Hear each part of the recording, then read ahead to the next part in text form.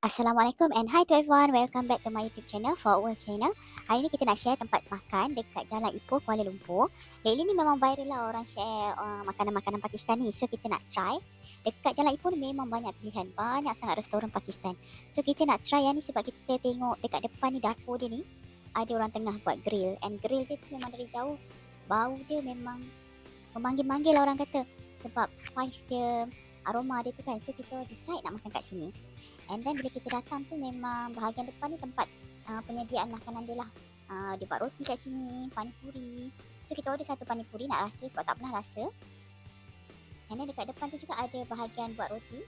Roti naan dia, cheese butter naan dia nampak menelerakan.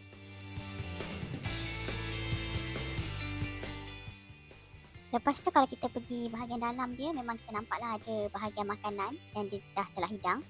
Macam buffet lah, ada nasi biryani, ada nampak macam kari telur pun ada, kari ayam, kari kambing, kuah dal, sayur. And then bahagian sebelah lagi bahagian dessert Pakistan. Memang kalau tengok agak unik lah dari segi bentuk, design, colours. Tapi dari segi rasa memang tak pernah rasa. So memang kalau siapa yang berminat nak rasa boleh try datang kat sini. Okey, dekat bahagian dalam memang agak bersih. Tempat dia teratur, tak memang waktu kita orang pergi ni tak ramai orang lagi. So memang agak selesa lah. So kita order Milo dengan teh masala nak rasa. And then untuk appetizer kita order samosa, panipuri dengan ada orange tu dessert manis. And then kita round juga nak tengok kawasan dia. Sebab banyak sangat menu, so memang tak tahu apa benda. So memang tengok dulu yang mana menarik baru kita try nak rasa. Kalau nak rasa semua memang tak mampulah sebab terlalu banyak. Memang tak tahu nak makan apa. Tapi yang saya boleh cakap bahagian grill dengan bahagian roti naan ni memang betul-betul nampak sedap. Bau dia memang betul-betul sedap. Satu kedai memang bau grill, bau roti, cheese naan, butter, garlic macam tu. Memang sedap.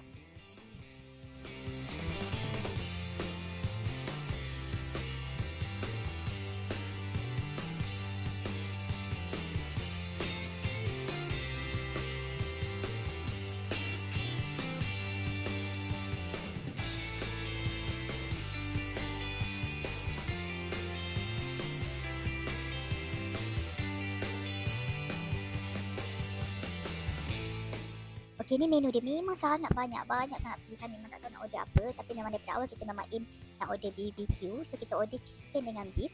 Satu lidi cucuk tu RM6. So sangat berbaloi lah dengan portion yang besar tu. Daging dia besar. So memang sangat berbaloi. RM6 satu lidi. And then kita order mutton biryani kambing dalam RM18. Air satu gelas dalam RM5. Kita order beef kima dengan chicken butter naan. Ada yang dalam RM8 ke RM10. Untuk dari segi rasa memang yang grill tu memang paling sedap, paling puas hati, rempah semua cukup, memang sedap. Dan harga pun berbaloi sangat-sangat. Makan pula dengan roti dengan sos garlic dia memang sedap. And then untuk biryani kambing, beef kima dengan chicken butter masala memang bagi saya personally biasa saja. Dari segi macam beef kima tu first time tengok daripada daging kisar. Selalu kita order macam daging yang besar. And then memang rasa dia spice dia tu biasa saja. Biryani kambing pun sama. Dari segi spice rasa tu memang tak kuat. Memang biasa, very mild. Tak rasa pun biryani tu. And then untuk butter, chicken butter masala pun memang biasa saja. Dari segi spice, flavor tu tak berapa power lah. So far yang lain, okay. Maksudnya grill tu memang berbaloi lah. And then bila kita nak keluar tu, nak balik tu, memang bau wangi sangat. And then kita tanya, ni makanan apa And then memang pergi tu bagi tahu bau tu dari garlic cheese butter naan yang diorang tengah prepare kat depan tu. Memang sedap bau dia. Mungkin next time kita datang lagi kita akan try garlic cheese butter naan dia pula. Okay, so far ini saja video kali ni. Thank you so much yang sudi tengok video sampai habis, yang sudi subscribe, yang sudi support, yang sudi komen. Thank you so much. And jumpa lagi. Goodbye.